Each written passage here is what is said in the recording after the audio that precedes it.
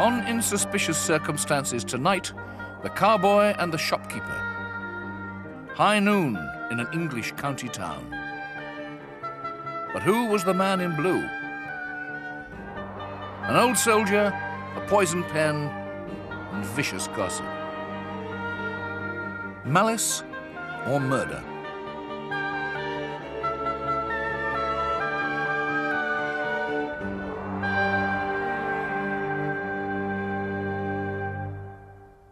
Hello, I'm Edward Woodward. Tonight, we meet two men who found themselves on trial in the court of public opinion. At stake, their reputations and ultimately, their lives. For 10 glorious years before the First World War, Philip Yale Drew was young Buffalo, king of the Wild West, star of stage and screen on both sides of the Atlantic.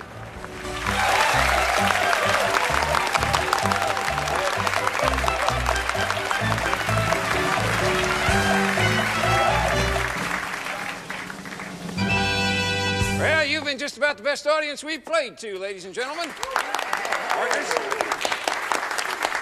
Now, sadly, this is our last performance of the summer.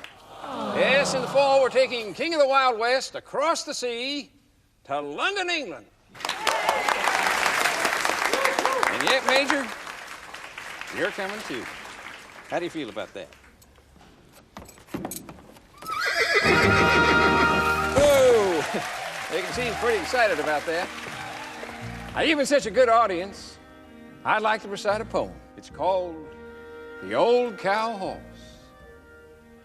When it comes to saddle horses, there's a difference in steeds. There is fancy gaited critters that will suit some fellas' needs. But I won't be in a saddle on a critter new and strange. But I'm praying every minute that up there I'll ride across that big heaven range of glory on an old cow horse.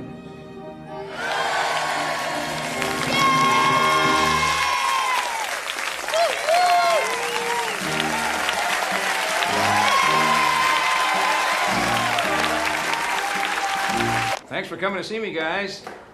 I sure appreciate your naming your troop after me. There we go. So long now. Mr. Buffalo? Yeah. When I'm 16, I want to go to the Wild West, be a rancher. Well, let me give you a piece of advice, little man. There's a big world of difference between real life and what you see up there on the stage. Now, real life's a whole lot harder. I know that. I don't care. I want to learn all there is, Mr. Buffalo. Well, in that case, you come and see me before you go, and I'll give you a letter of introduction to a friend of mine, Colonel Coster, of the A-Star A Ranch in Nebraska. Oh, thanks, Mr. Buffalo. Okay. Thanks. Okay, don't forget now.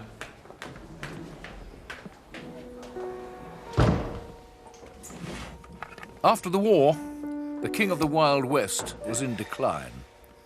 Drink started to get the better of him. By the 20s, Drew had joined a touring company in England playing in provincial towns. It was here, in 1929, that he had his final showdown, not with a sheriff or an outlaw, but with a coroner. The place? Reading. Oh, don't you dare come to the theater tonight, do you hear? He's been drinking all afternoon. Not in my house, he hasn't. Philip, the whiskey bottle. I want it now. If I have to come up there and... You wouldn't stop an actor from resting before his performance, would you, Marion? Your performance had better be good, or that's what you will be doing. Resting!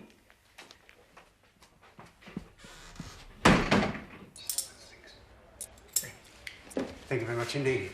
Good afternoon.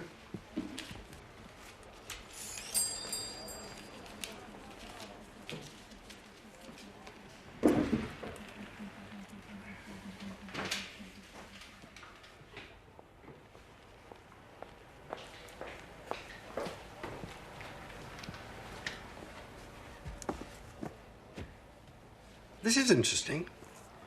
It says here that Charlton mackerel Used to be covered by the sea or lagoons. You could fish for mackerel there. Must be where it got its name from. You'll be so busy reading that book, you'll forget to look out of the train window. I'll take the dog for a walk while it's quiet.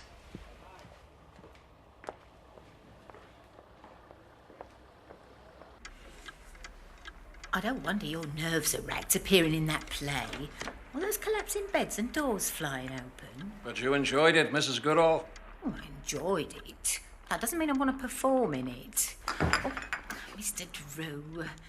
Just a moment, I'll get a cloth. I don't know how you can go on in such a state. Look at you. You know, I heard those high words with Mrs. Lindo. It illumineth the face, which as a beacon gives warning to all the rest of this little kingdom. Sir John Falstaff, Henry IV, Part 2. That's as may be. But if you don't watch the time, you'll be late for the theatre. Have no fear. I can be from here and on the stage in 7 minutes. Now,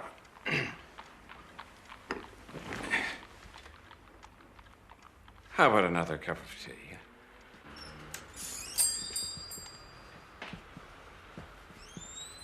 Can I help you?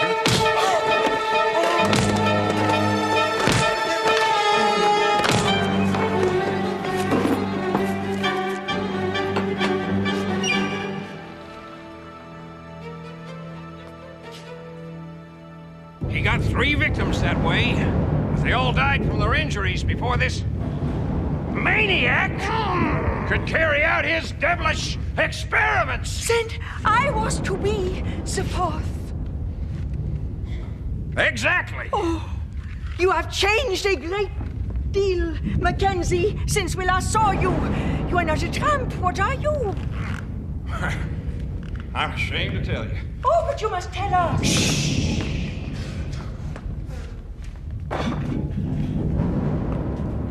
I'm a detective. Detective? These 3 victims that disappeared all carried...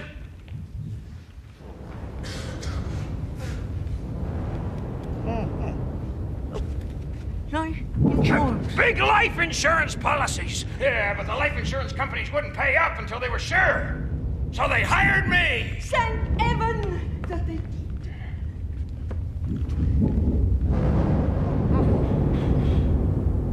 Alfred, tell the constable who did this. I thought... man from the gas. Blue suit. What's that? About a man in a blue suit? He said he thought it was a man from the gas office.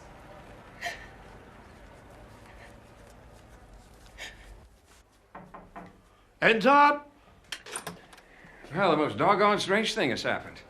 You know, my blue trousers that I packed in Reading, they've disappeared. What did you do with them? Well, I packed them in my basket. But when I opened it here, they were gone. There were 3 pounds in the pocket. You probably left them in Reading. Marry on a ride to Reading. They're bound to be there. 5 minutes, please. Either that or some son of a gun stole them. You couldn't lend me some money, could you? I'll see what I can do. Thanks. Remember that tobacconist who was attacked in Reading? He's died. They're looking for his murderer. They searched for the murderer for 5 weeks. The gas man was eliminated. Now, what made matters even more difficult was the day of the murder. Reading was invaded by undesirables from all over the country, drawn to the annual races at Ascot and Windsor. The locals called it Black Saturday. So, what brought Philip Yale Drew into the frame? A passing remark to the Chief Constable of Reading that Drew fitted the description of the murderer. One thread on an otherwise bare tapestry. Ironically, the name of the play in which Drew was touring, and which was now in Nottingham, was The Monster. And it was to Nottingham that the Reading police brought their star witness, who saw the murderer leaving the tobacconist's. I hope you catch him before he commits another murder. I'm prepared to go in the witness box and swear on oath that the man I picked out in the street here in Nottingham was the man I saw in Mr. Oliver's shop in Reading. No doubt. There's no doubt in my mind either. Thank you.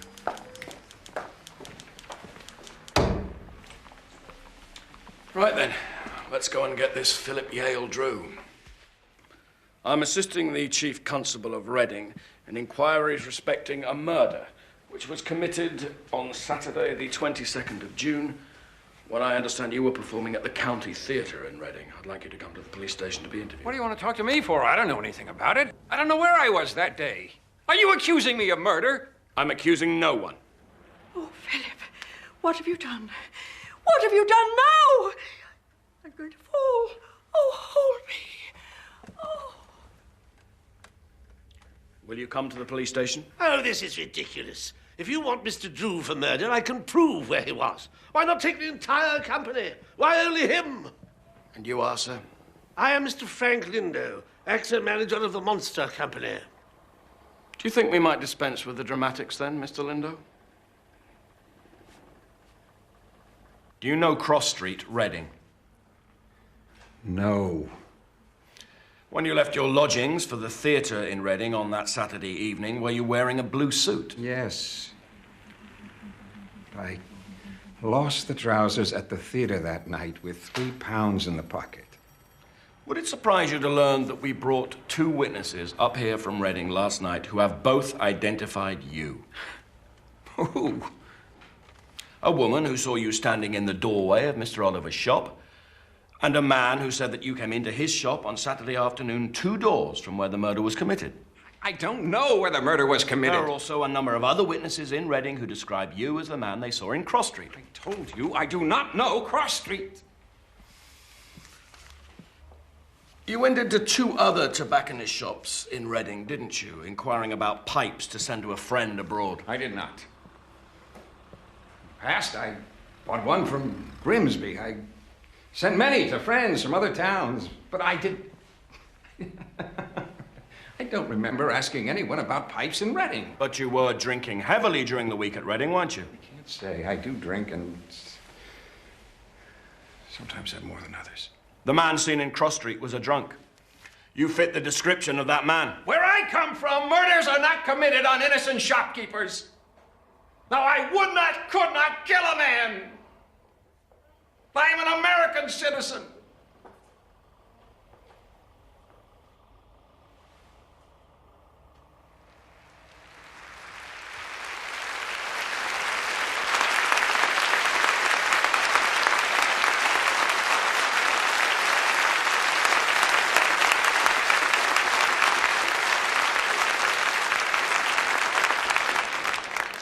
Ladies and gentlemen, you have been a wonderful audience. Today, an extraordinary thing has occurred to a member of our company, more extraordinary than anything you have seen enacted upon this stage. One of us has been taken to the Guild Hall and questioned by the police for 3 hours, accused of involvement in a murder. Ladies and gentlemen, I have never been through such an ordeal in my life.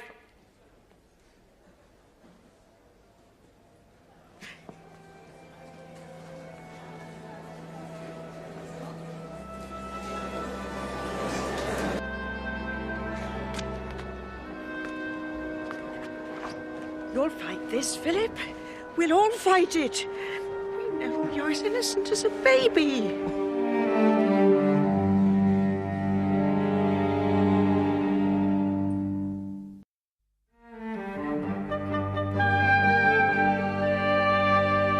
You nearly ruined the entire play. Oh, I'm sorry, Frank. It's all this worry over the police questioning. You were drinking between the acts. Oh, it won't happen again, Frank, I promise. You were seen in the square, in front of the theatre, with a half a bottle of whiskey in your hand. Well, 3 times they've had me in. I don't know why. I can't remember anything about the murder. I don't even remember what I did yesterday. If you'd only stay sober long enough. Maybe I was in Cross Street. Maybe I did go into that tobacconist. I mean, gee, Frank, I don't even remember the address I stayed at in Reading or who I stayed with. You've got to start remembering, Philip. How can I remember what I can't remember? Do you know Cross Street, Reading? Would it surprise you to learn? Probably left them in Reading. Marion, all right. Left them in Reading. The bandit. Most doggone strange thing has happened. We brought 2 witnesses here from Reading. My blue trousers that I packed at Reading? Bandits. They just... 2 witnesses from Reading. You probably left them in Reading. Were you wearing a blue suit? They're bandits. A blue suit. I thought I packed them. They identified you. Probably left them They identified you. in Reading. Philip, here are your blue trousers. Where did you find them? On your basket, just draped over a corner. They are the ones you lost in Reading. Those are the ones.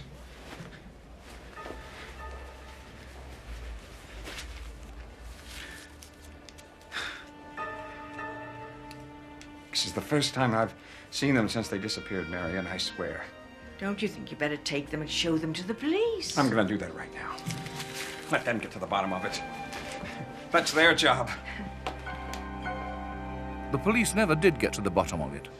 The blue trousers revealed no traces of blood or anything to connect Drew with the crime.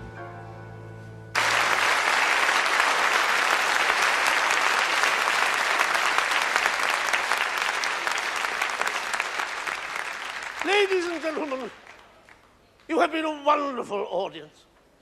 This is the last performance of the monster until the terrible business that has affected us all is over. Mr. Drew has been ordered to attend a resumed coroner's inquest next week in Reading. We who know him are confident he will return to his role in this magnificent play, completely exonerated.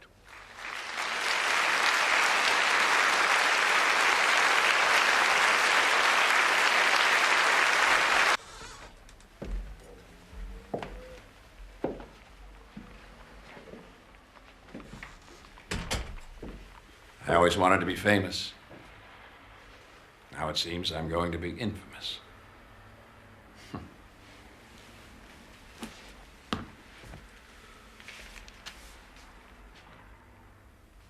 Is this how I'm going to be remembered? They can't hang you for something you haven't done, can they? It's only an inquest, Philip, not a trial. A balcony as well. Just like the old days, when I was king of the Wild West. I used to stay in places like this. You'll stay in places like this again. You know, it's funny. When I rode into Reading, I didn't recognize the place. How could I commit a murder in a town I don't remember?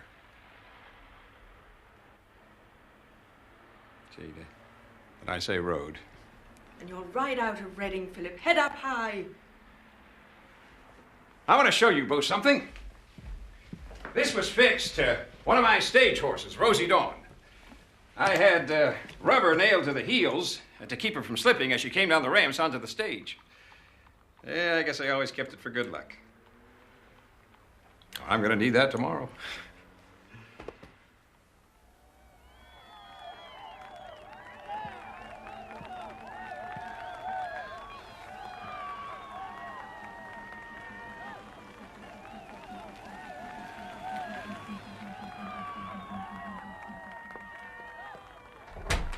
Seen them. There's a crowd.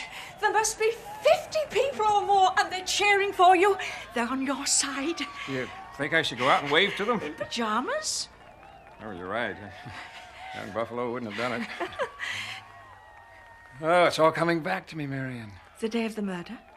Oh, when I first came to England 19 years ago, we used to take the show through the streets of wherever we were playing. Stratford, Birmingham, Liverpool. Cowboys, Mexican horses, Indians in full war dress, me leading the parade. A spectacle. Always there were children running alongside.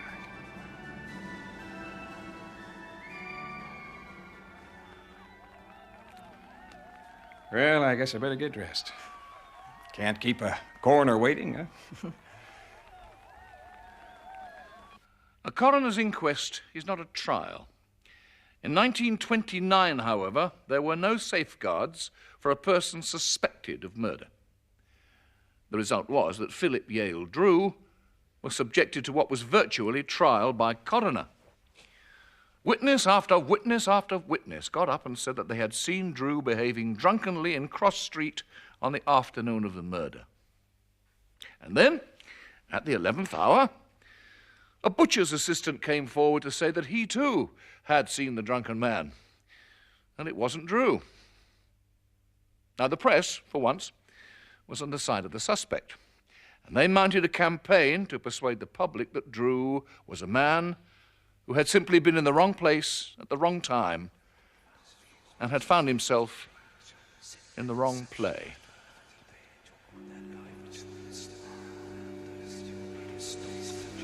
Stand up, Mr. Drew. That is the man. I'm quite positive. That's him. That's the gentleman. Over there. Quite positive. Without a doubt.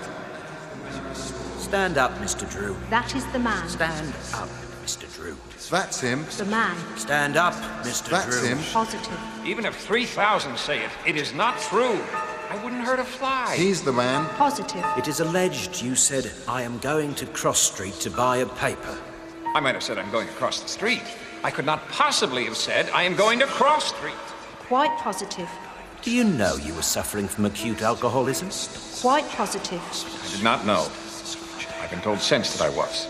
Members of the jury, I ask you to retire and consider your verdict.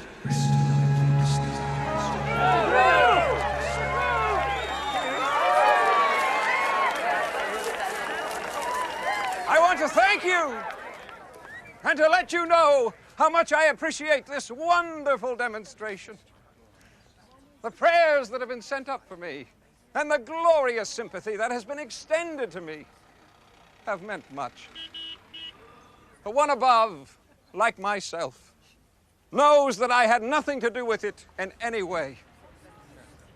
I shall never forget the wonderful courtesy and the wonderful things that the glorious press has unanimously accorded me.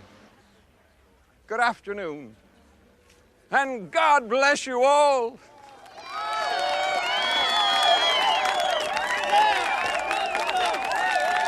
Thank you.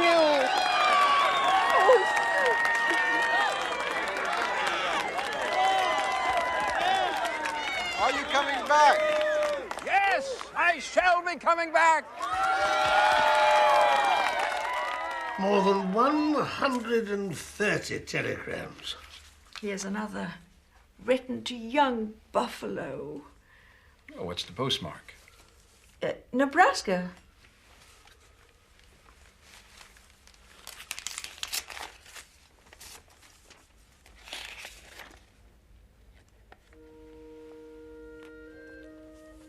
Someone you know.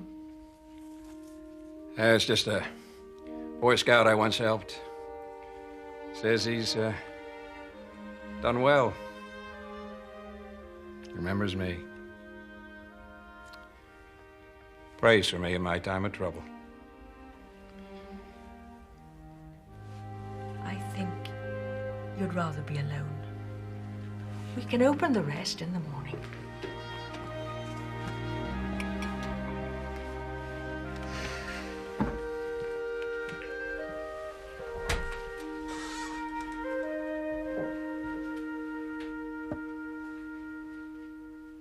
Philip, now that it's all over, I have to ask you, did you do it? Frank.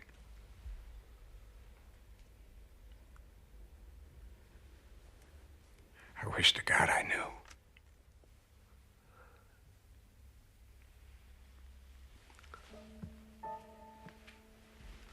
The murder of Alfred Oliver was never solved. Drew drifted into obscurity unable to put the ordeal behind him. That black Saturday, when a stranger walked into a Reading tobacconist shop, 2 men's lives were destroyed.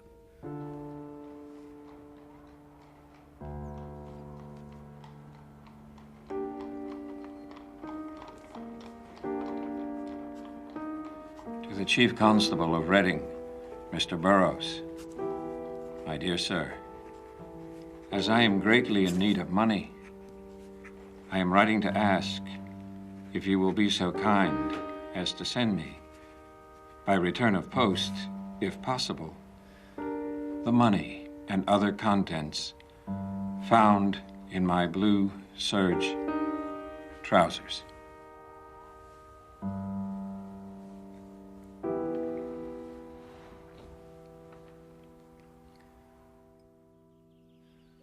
In our next story, the malice of a poison pen campaign.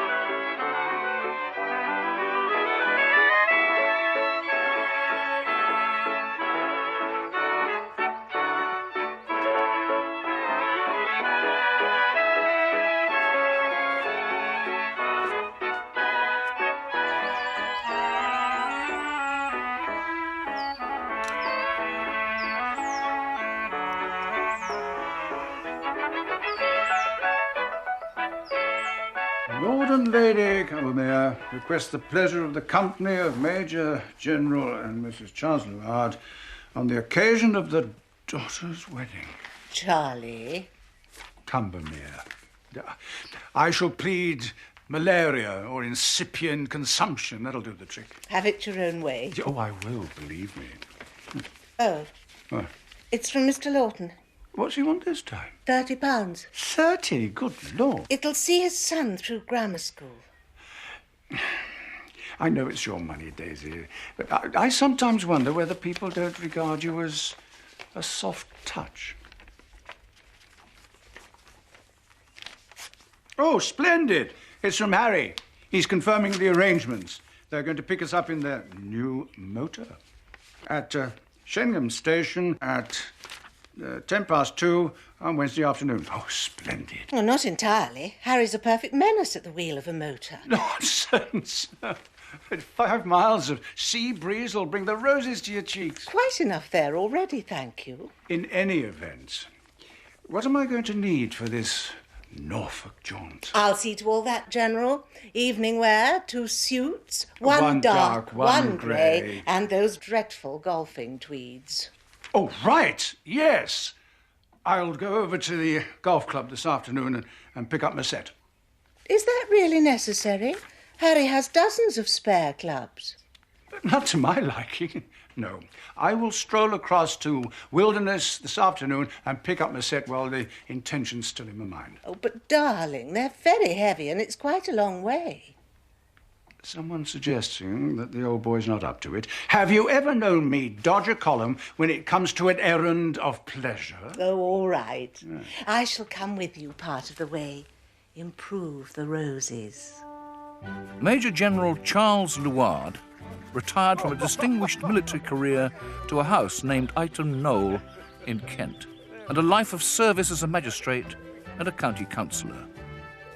His wife Caroline, known affectionately as Daisy, established a cottage hospital for local children and was responsible for countless acts of individual kindness and financial generosity. Scram! Come on! The walk to the golf club would take about an hour, much of it over land owned by the Luards' good neighbours, Mr. and Mrs. Wilkinson. They owned a summer house known as the Casa, where Daisy spent many happy hours.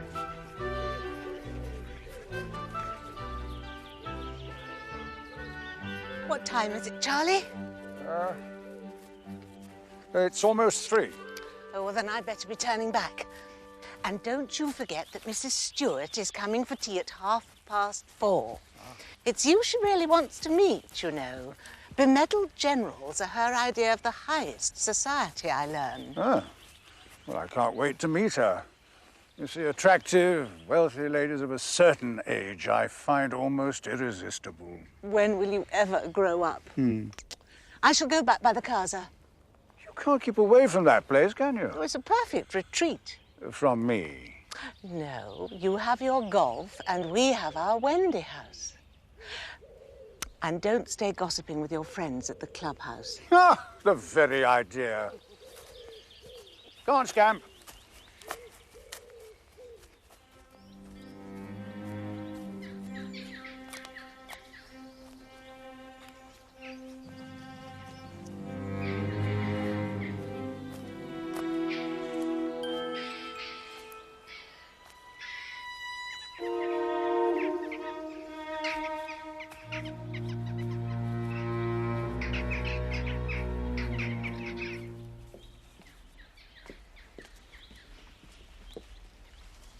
Hello, Ma. Hello, Edie. I'm looking for a nice cup of tea and a sit down, I am. Oh, what on earth is that? I don't know what they're killing up there, but I mean to make sure of it.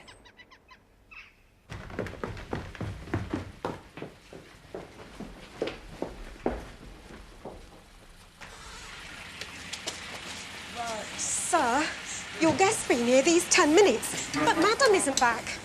Oh, dear. Well, maybe she's been delayed. No, don't worry, Huish. I'm sure Mrs. Luard will be here almost immediately. Yes, sir. The guest? Oh, in the drawing room, sir. Right, thank you.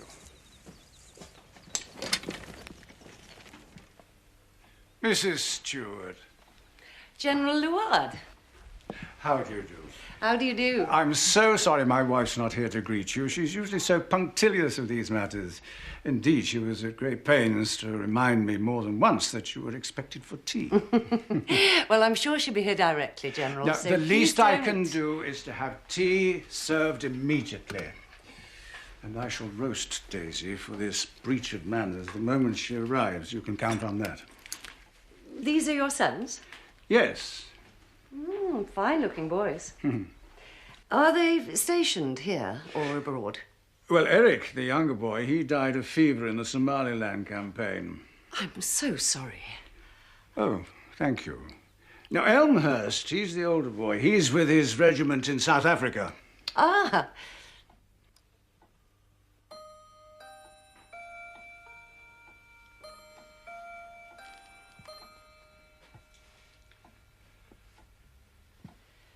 Please, try not to be agitated, General. I understand Mrs. Luard is always helping people. I'm sure she's run into someone who needs her advice. Well, that does happen, I grant you, but not when a newcomer to the district is invited to tea. Then I think we should go and look for her, don't you? There's nothing worse than waiting. You're very understanding, ma'am. I do appreciate you. After you.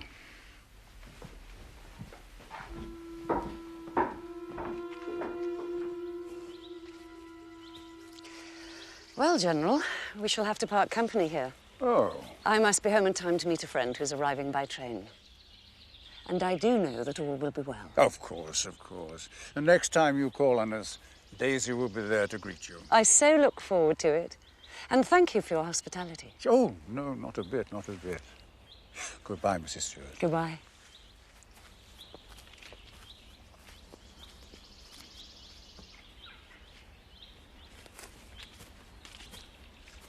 See, your Pa and Dickon are playing cricket on Sunday over at Sevenoaks, so best come after 8 if you want to see them. Wickham. Where's Wickham? And what's the matter, General? Are you poorly? You'll find Wickham for me, please. Oh, my God. What's the matter, sir? Dead. Dead. What are you talking about, Dead. sir? Shot. Who's dead? Who's dead, sir? Daisy's been murdered. They shot at those devils. They murdered.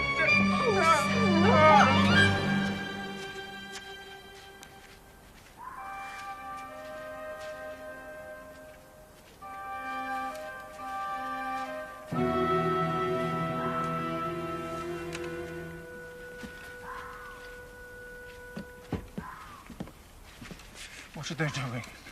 What are they doing to my poor Daisy? Oh, God, is there no mercy left in this world? Get my wife home now! Get her away from all these jackals!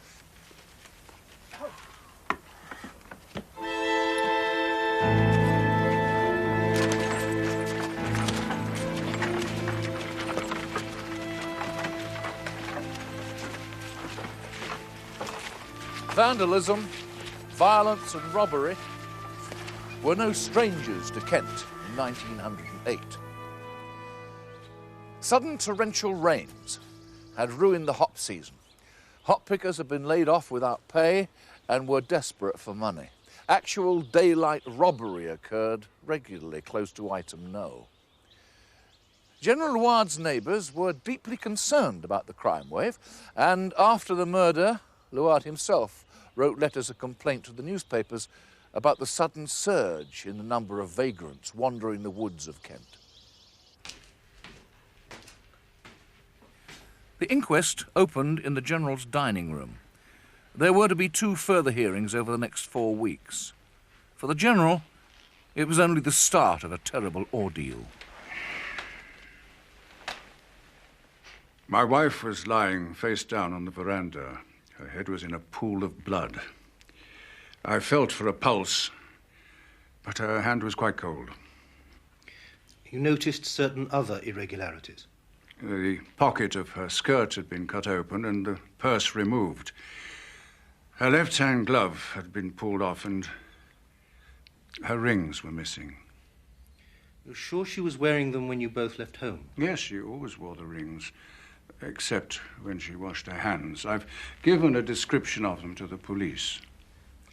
Was your wife in fear of anyone showing any violence towards her? No. She spent a good deal of time at the casa, often on her own. Thank you. Now, do you, or did your wife, own a revolver? Well, not my wife. I have a couple of revolvers that I keep in case of burglars. But I don't know where the cartridges are. Since this affair, have you missed a revolver? No. Both of them are in a safe place where I usually keep them. The police have examined them. Were you carrying a gun on that stroll to the clubhouse? No, sir. Of course I wasn't. Thank you for your courtesy at this deeply distressing time, General Luard.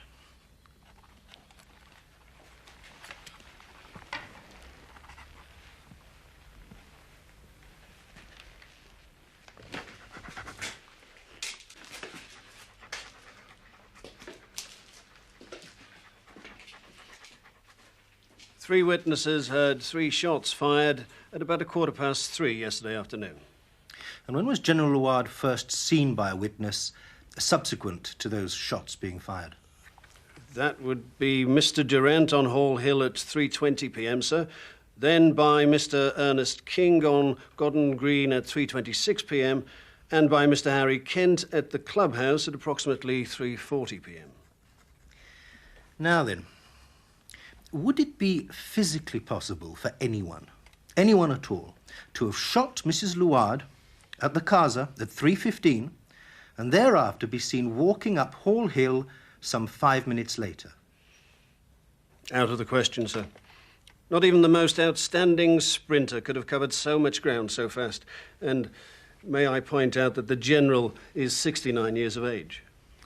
Thank you for your diligence, Superintendent Taylor. While General Luard was completely exonerated, hysteria, conjecture and malice remained. More than half the members of the inquest jury received threatening letters telling them to find the General guilty of murder.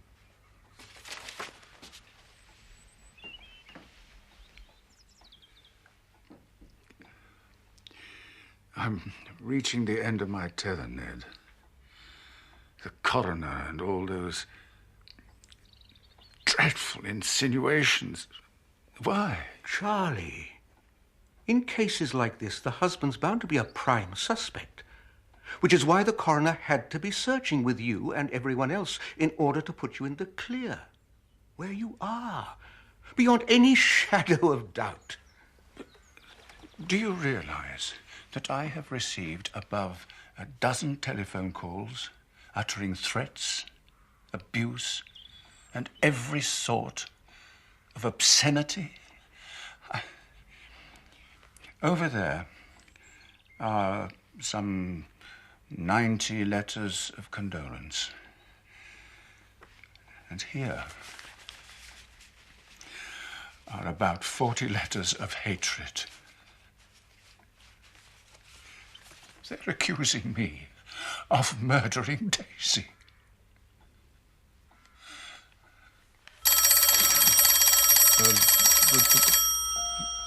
Would you mind?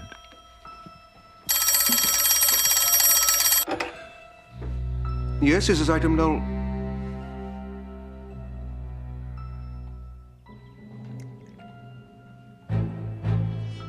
Just who the devil are you, sir, to say such things?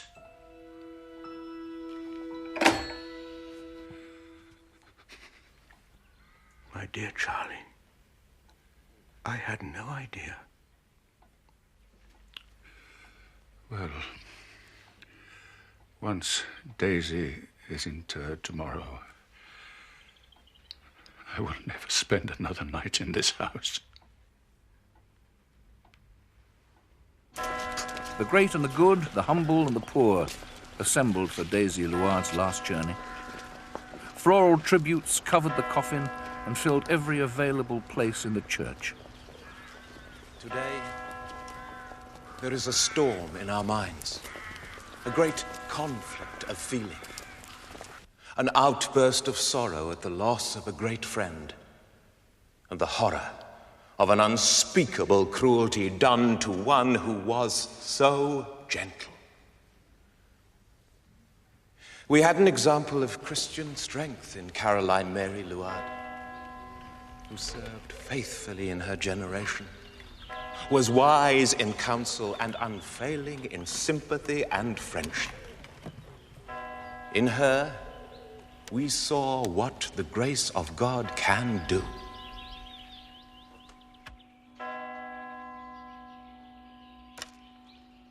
Thank you for assembling at such short notice, but I wanted you to learn something directly from me before you were advised of it in the local papers. I can't remain in this house where my wife and I hope you too, were so happy for so long. So I'm advertising it for sale. Now, the furniture. All the furniture will be sold at auction within the month. But what will you do, sir? Where will you go?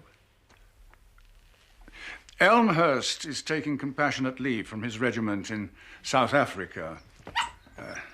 When he's ready, he will pay his respects to his mother's grave, and he won't be coming here. Now, you'll all be taken care of financially until you find other positions. Oh, and Hewish. Yes, sir. Scamp is very fond of you. And when I leave for Hampshire, would you take care of him until I find settled accommodation and I can send for him? Of course I will, sir. Of course I will. Well, thank you. Thank you all. Thank you for your affection, your devotion, and most of all, thank you for your loyalty. Now, please, if you will excuse me,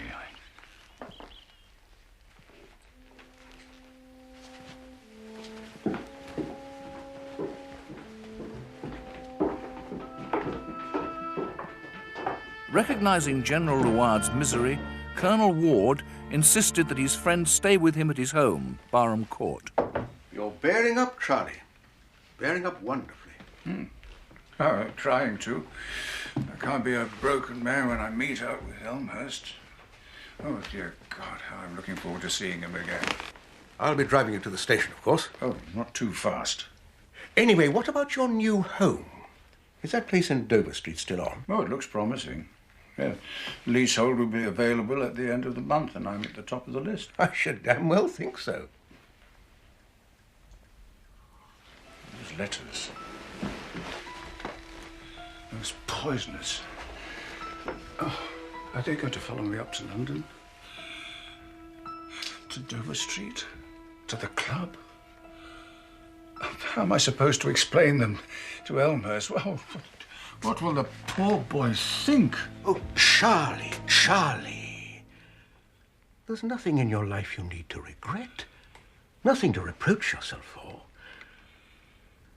Now, sit down. There's a good chap to... Look, you're spilling your whiskey. You can't have that now, can we? I think you'll do very well in town, you know. You need a livelier scene. I shall need the company of like minds. You have many friends, Charlie. Good friends. They'll rally round.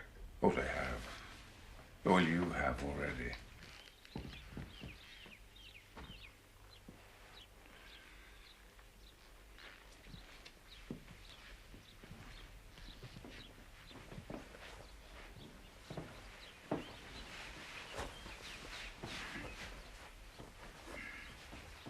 By 8 o'clock the following morning, the General had taken a cup of tea and then shaved and dressed with his usual care.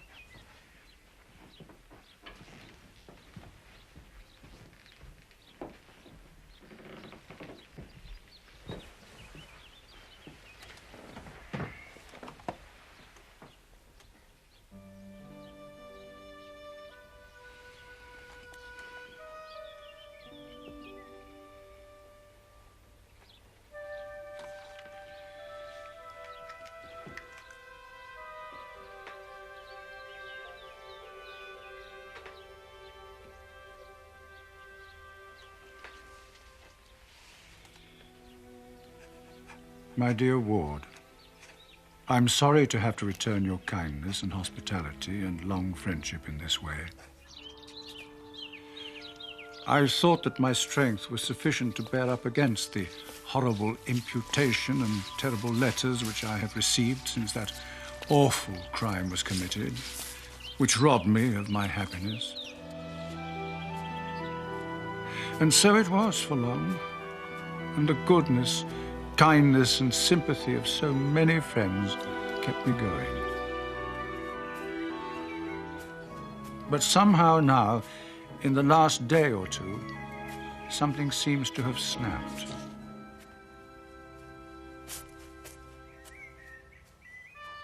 The strength has left me, and I care for nothing except to join her in the second life at once.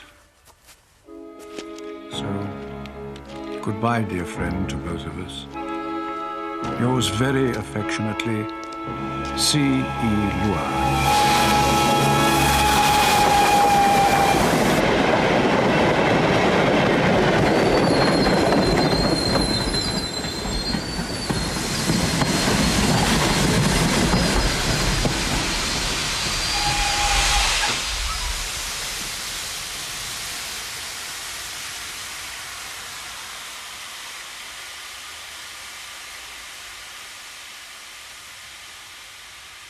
There is no doubt that this second tragedy may quite as justly be styled a murder as the former one, except that it's taken on a far more cruel and harrying form.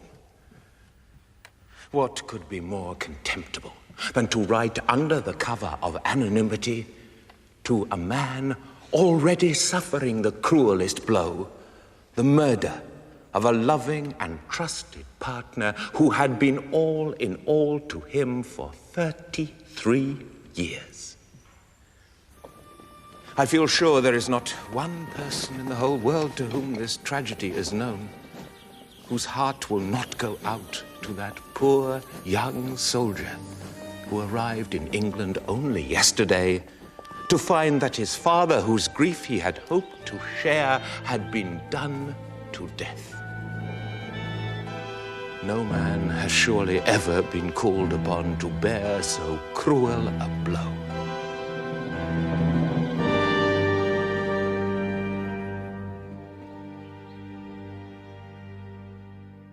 Caroline Luard's murderer was never found, nor were those who drove the general to his destruction. I'll be back with more true crimes committed in suspicious circumstances. Until then, I bid you good night.